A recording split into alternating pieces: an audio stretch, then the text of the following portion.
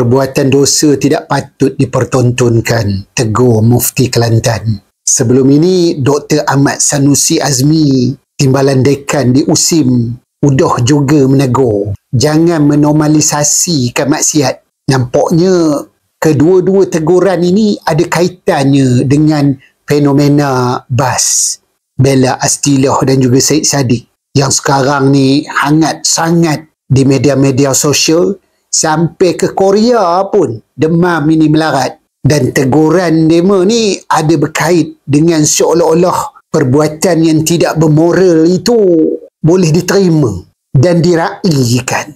Kata Mufti, Al-Quran menegaskan supaya kita ini saling berbantu dalam perkara-perkara kebajikan dan tidak bekerjasama dengan perkara-perkara yang membawa kepada dosa. Jadi teman setujulah apa yang dikata oleh Mufti dan juga ustaz-ustaz kita ni. Dia jadi fenomena ni bukan kerana apa.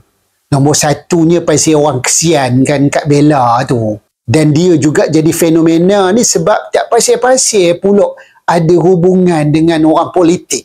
Ahli parlimen pula tu. Tu yang melarat benar cerita demo ni dalam media sosial.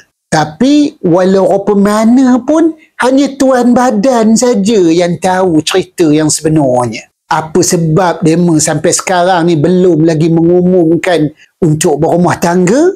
Apa status demo ni? Hanya demo je lah yang tahu. Dan ngapa lagi belum nak berkahwin? Demo jugalah yang tahu ngapa. Untuk kita yang jadi follower ini, sebaik-baiknya kita bersangka baiklah. Kalau kita ni dengan mudah-mudah nak ngatakan demo ni dah bergelumang dengan maksiat pun tak boleh juga. Bukan demo je yang kopi tu. Ramai lagi yang kopi tunya.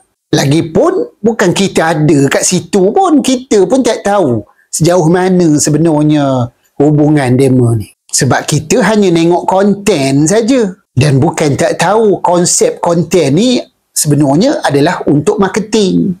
Tahulah koma. Rasa teman nak pergi kat parlimen tu.